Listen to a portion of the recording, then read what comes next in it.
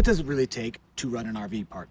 Most people think an RV park is the easiest business in the world. Buy some land, put in some hookups, and let the money roll in. But the truth, running an RV park is one of the most misunderstood asset classes in all of real estate. It's not difficult, just like most things in life, but it does take work. Over the next 27 minutes, I'm going to show you exactly what it takes to run one of these, the good, the bad, the profitable, and the parts nobody ever talks about. Welcome to the world of RV parks.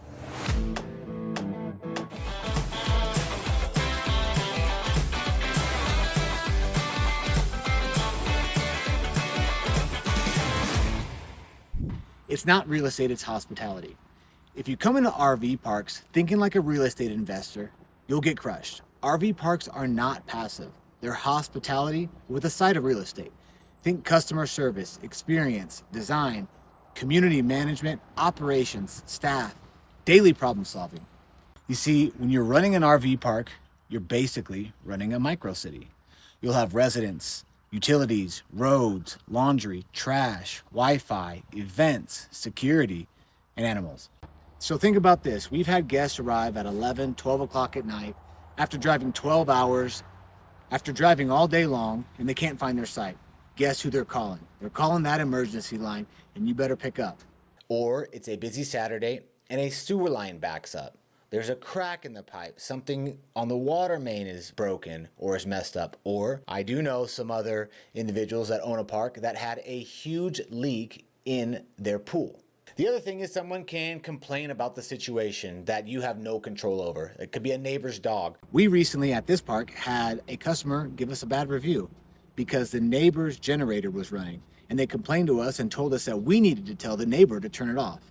We obviously don't have any control of it, but they were upset that the generator was running. They couldn't enjoy their vacation, their time outdoors, which I understand, but that is not something that we can control. So they actually ended their stay early. We tried to accommodate, move them to a different site. They just weren't having it. Our park manager talked to them. I talked to them, and they were frustrated throughout the entire basically trip. And it's not anything that we really could do. We offered to change some things to help accommodate them, like I said, but nothing really worked or changed their mind. Unfortunately, that leaves us with a bad review, and there's not really anything we can do, or we can't control that. It's nonstop. People need their needs catered to. We also had a guest recently come to one of our parks and they couldn't find the trash. Although we had clearly marked that section out, told them exactly where it was, we set those expectations, they still blamed us when they couldn't find the trash cans. They did leave a bad review, and in this situation, in both of those situations, really, there's not much that we can do. We didn't necessarily do anything wrong. It was just the perception of what we were doing. And there's not really much that we can do to change that. Unfortunately, we can just try to learn from it and try and get better. Another story is we actually had someone who booked a long-term stay over the summer. Now, most people love the area, but these folks were actually worried about animals. They were staying in the back of the park, and they were worried. They had a small kid. They were worried about bears. Now, you're in the middle of Montana. There's animals everywhere.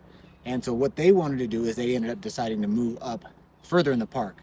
But a bear isn't going to know the difference between pavement and non-pavement. And so if we have a bear on site, which we do have bears, we have deer, we have turkeys, we have all the animals. But if we do have a bear on site, they're not going to stop just at the bottom of the park or closer to the mountains. They come through the entire park. So unfortunately, they canceled their stay and were really wanting a full refund, and we had blocked out all of their space for that entire summer. And we tried to accommodate, but it's things like that that we can't really control.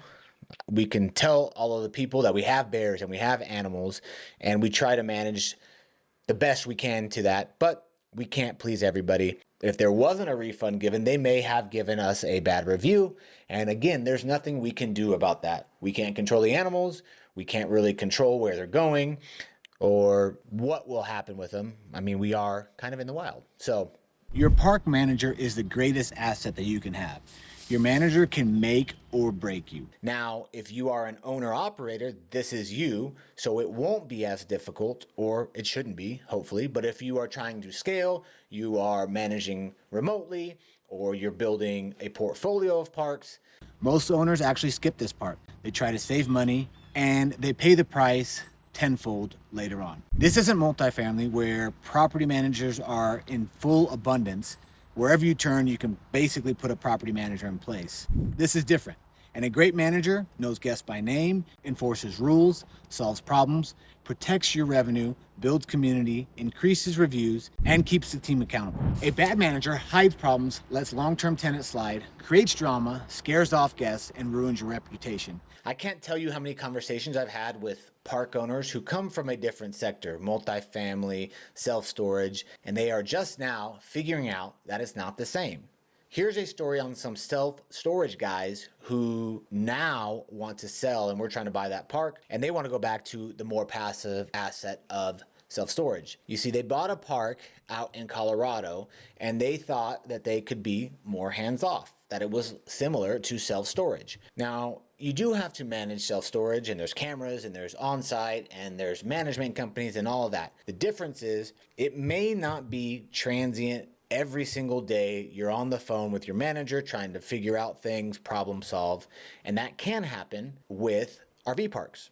So what happened was their typical expense ratio, if ours is 40 to 50%, they weren't having the same amount of oversight on their parks, and so it ballooned to 60, 65%, and it was no longer making money. It was a lot of work and not making money. And so now they are looking at selling off that asset to somebody who does manage parks more closely and getting back into what they know in a self-storage space. So those are the types of things that can happen if you think it's going to easily translate from your normal commercial and more passive investments into RV parks. The other thing is it takes a lot to get that reputation back. As I said, that your biggest asset is the on-site manager. And when you lose the reputation of the park, that is the number one thing that gets reviewed the most. It's the person that they interact with. We were recently looking at a park to purchase, and one of the first things that we do is we go and we look at the Google reviews. The ratings on Google were 2.5 stars. And you want to know what everyone reviewed and didn't like? It wasn't the facilities, it wasn't the hookups, it wasn't the location, it was actually the owner and manager. A lot of the folks had a bad interaction with the manager and the owner, who was the owner on this particular park. They had bad interaction, it was a bad attitude, and they just felt unwelcomed. So your manager is not just an employee. They are your brand, they are your culture, they are your entire guest experience. In everything that we do, we always like to hire for culture first, but even more so in RV parks. They need to be the hospitable one, the one that's greeting your customers, because this is, again, a hospitality business first with a side of real estate. Now, another area that is kind of the secret workforce in RV parks is actually work campers. So before I got into RV parks, one area I was very unfamiliar with was where the workers came from. I have run and owned several different businesses, and so I just figured it was the local economy. You'd put up some ads and you'd hire some local folks. Now, while that is the case sometimes, I had no idea about work campers. So work campers are actual full-time RVers who will travel the country and work seasonal roles or annual roles at parks. There are several websites out there that you can go and find work campers on, workcamper.com and things of that nature. And they are usually a retired couple who are looking to travel more. They might be a couple with a younger child. There's also individuals that do it, but a lot of the times you can find a team, a husband and wife team, where the wife will run a lot of the front of the house, the office, and being that first layer, that first interaction with customers, while the husband may run maintenance and landscaping and more of the back of the house stuff. So things like housekeeping, maintenance, check-ins, landscaping, all the activities, all the store operations, these folks will take care of. Now, some folks will pay them strictly hourly, and that would fall more in line with a traditional business and hiring the locals in the economy. But with work campers, a lot of them will trade for a site, for the season, for a couple of months. And in exchange, they'll give you 10, 20 hours of work. And then there's the combination of both. You might have a husband and wife team that you're giving a free site to, and then also paying them a salary on top. But not all work campers are created equal. Some are amazing, and some will make you lose your hair. Remember the story I told you about the self-storage guys who jumped into RV parks?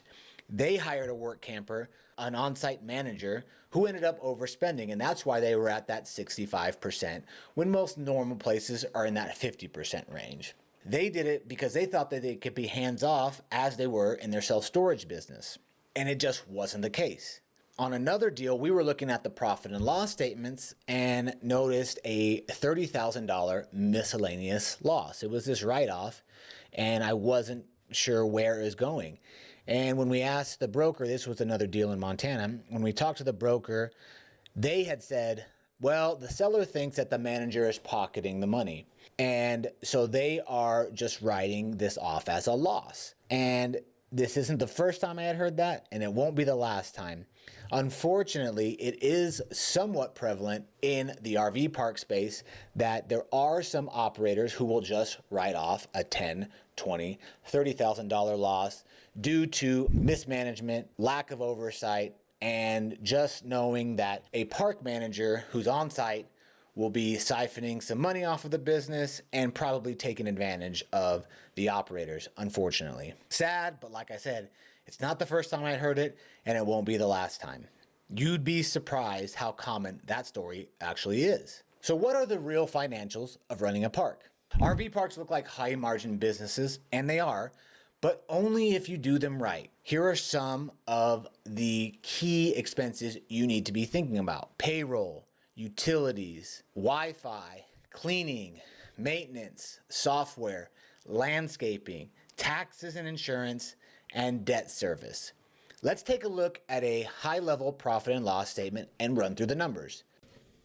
So, taking a look at a high-level profit and loss, when you'll get this, sometimes this will be in an offering memorandum, it'll be on that opening document, or if you don't have financials, this is something that you're going to ask along with a T12 and a rent roll from the broker or the seller. You need to know if this is a good deal. So the first thing you look at is total income, which is about 150 grand. And then I will skip everything else and I will scroll straight to the bottom to look at the net. So net income is 99. Is that achievable? Yes.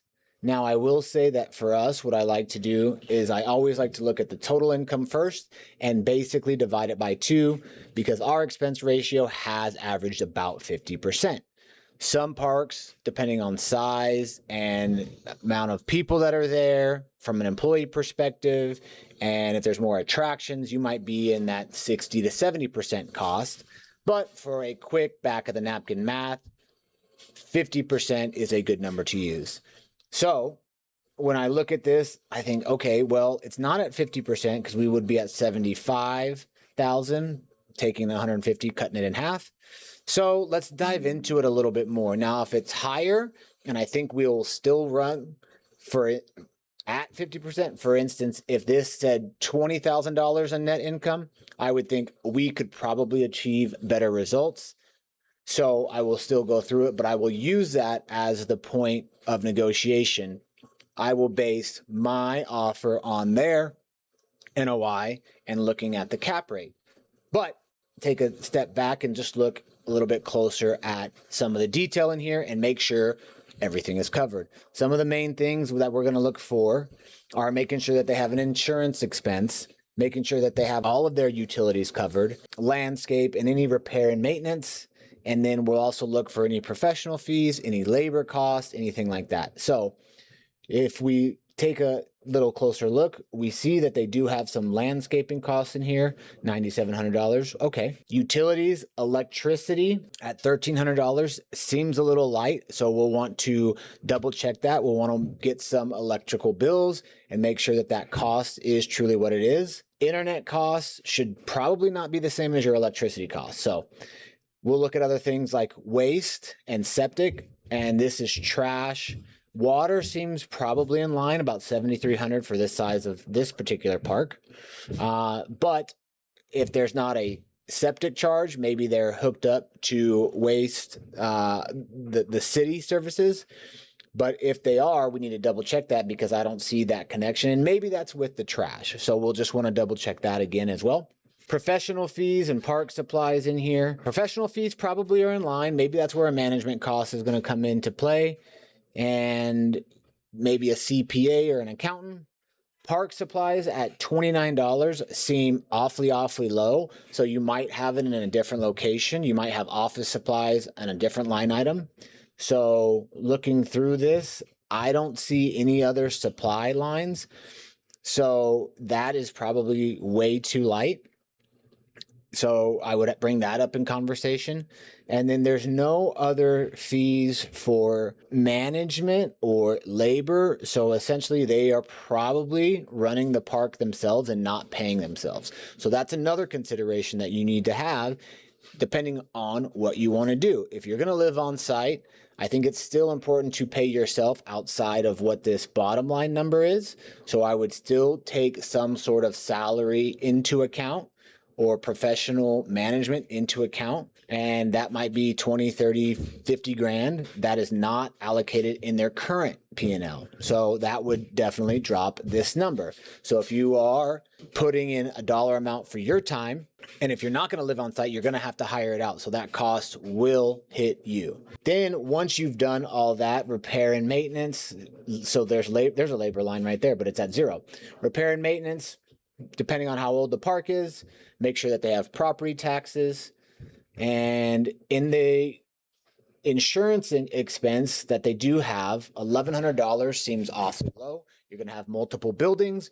You're going to have, potentially like a pool, some other general liability things.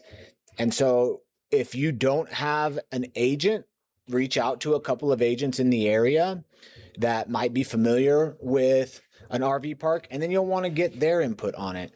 Hey, just ballpark, what would something like this cost? Maybe they have another client that's in the space and they can give you a rough idea. But those are some of the costs. If your insurance expense on a single family home is $1,500, $2,000, it should be more than that. So $1,100 throws up a little bit of a flag. That's how we look at these, and we'll want to double check all of these when we do come across something that is quote unquote a red flag or something that needs a little bit deeper dive. Like we said, some of the utilities seem a little light, but overall, a lot of their costs are kept in here. Now, once you've looked at it high level, maybe the past year, you'll want to look at previous trends. You'll want to look at the 2 years before that, 3 years before that, and see if they're somewhat in line. But for all intents and purposes, this is a good way to break down a profit and loss. And now with this net income, if I know, for example, that I'm going to spend a little bit more, I'm going to have a manager in place. Maybe this number drops down to $50,000. So instead of making my offer based on their net income, I'm going to make my offer based on what I project, because $99,000 here is free cash flow. And that could be used to pay the note, pay the debt. Now, if you come in and are going to incur more costs, for example, let's say that you incur the cost of that management and it costs you another 30 grand, you're only going to have $60,000 or $70,000 to pay debt with versus 100. So that will, especially when doing a creative deal, that's how you can back into the numbers and make sure that you're still making money. So if we made an offer based on just their net income at 100 grand, and let's just say that we settled and we agreed upon a number where we are paying 80 grand in debt service for the year, that would leave us with 20 grand of free cash flow based on these numbers. Now, knowing I'm not going to live on site, I'm going to hire a manager and that's going to cost me 30 grand. That now turns into negative 10 if I just use these numbers. So it's important to look at the numbers and take them into consideration, but to also make your projections. Make sure that repair and maintenance and that management is probably one of the bigger costs when looking at a mom and pop owned, because typically they're not going to be a line item on here that they're paying themselves. So that's how you look at a high level profit and loss. What are the systems that run it all?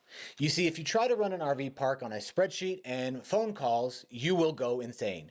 You need a park management system, Camp Life, Rover Pass, CampSpot. We use ResNexus for our booking software, and it helps with automated check-ins. We can deliver emails, all the marketing that we need to do there. We also make sure rules and SOPs, maintenance schedules, guest communication templates, cleaning checklists, staff workflow, and dynamic pricing tools. You see, systems will let an average manager perform like an elite manager. Really what it comes down to is guest experience. Guest experience in RV parks is everything. 90% of guests want the same three things: clean, quiet, and easy. They want clean bathrooms, clean sites, clean laundry areas. They want it quiet where rules are enforced and they can keep to themselves, but also have the opportunity to mingle with other people. They want it to be easy. They want clear check-ins. They want maps. They want signage. Everything almost handed to them. One of the biggest dilemmas with RV parks is long-term versus short-term. Every RV park owner eventually battles this. Do I take long-term tenants or not? So there's some pros and some cons. Pros are predictable revenue, less turnover, easier operations. The cons are lower nightly rates, more wear and tear, and the risk of that park looking like a trailer park or have that image. And it's harder to enforce some of the rules. For us, we have some parks that are long-term, workforce focused, and we have transient resort style. In Montana, we even have a mix of them on the same park.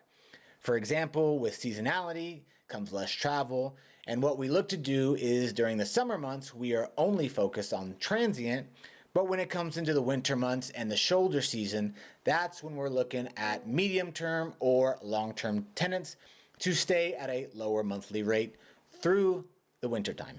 Maintenance, the part that no one talks about. Maintenance at an RV park never stops. So from the daily task of trash, cleaning out the bathhouses, Wi-Fi issues, site cleanup as guests come and go, and just the everyday dealings of guest problems. Remember the story about us dealing with somebody who was upset at the generator noise. We can't do anything about that, but we're still going to spend the time with them and try to accommodate them.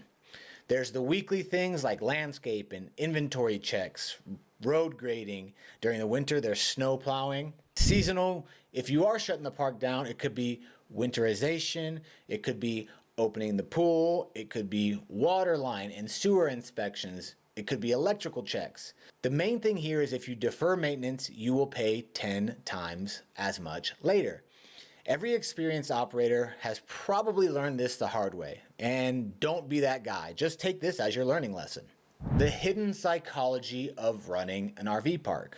RV parks are a human business. Again, this is a business with a side of real estate. You're dealing with travelers, retirees, digital nomads, families, full-time RVers, people escaping something or people looking for something. And every group wants something different. You have to build a place where people feel safe, understood, and respected. That's what creates repeat guests. That's what builds a community. Think about it as we said earlier, this is a hospitality business. And the tool you are using is the ground. That's the real estate. That's just a tool. But just like any other business, you need to stay customer focused and focused on the people first. Curate that experience that you would want. Now, if you want to grow from one park to multiple, you need centralized systems, strong managers, data dashboards, standardized processes, financial controls, remote oversight, regional support roles, and those are just a majority of them, but that names mostly everything. Now, I know that list can sound daunting, but be okay with learning. We aren't 100% there, and nothing will ever be perfect, but our team is working on it, and we're getting better every day. You see, scaling RV parks isn't about buying more RV parks, it's about replicating systems. The biggest mistake new operators can make, it's hiring the wrong manager, it's ignoring reviews, it's letting long-term tenants take over, Underestimating utilities, not understanding seasonality, buying RV parks without the due diligence, bad Wi-Fi, not enforcing rules. You see, the easiest way to win in RV parks is don't do what everyone else does wrong. Sounds pretty simple. All of those are mistakes that I have seen, but probably the biggest one, and you can use this along with any investment, is to not fall in love with the deal just because. Don't fall in love with the deal because of the area, or don't fall in love with the deal because it is an RV park that you want to buy and you love that asset class. Those are the things that cloud your judgment and make you just buy it. You see, I've seen people who were so anxious or love the area so much, they overlooked the red flags. We were recently looking at a deal in Tennessee with a gal who brought it to us to partner on it. We got into the deal, and I had some concerns about the way that the deal was structured. There was a short balloon, 6 months to pay the seller off. We were going off of financials and projections that the seller had given us, and I didn't see a way that we could quickly get to the number so that it could cash flow with those sellers' financials. I suggested we not move forward on the deal, and my to-be partner on that deal still wanted to move forward because she wanted to be in the asset class and she liked the area. She saw what could be and not what was. She ended up buying that property, and 6 months later, we were on a call because she was trying to get out of the deal. All of the red flags were now popping back up, and there was no money to keep making payments. The sewer and water lines weren't in place, city approvals weren't fully done, there was drug problems and people issues.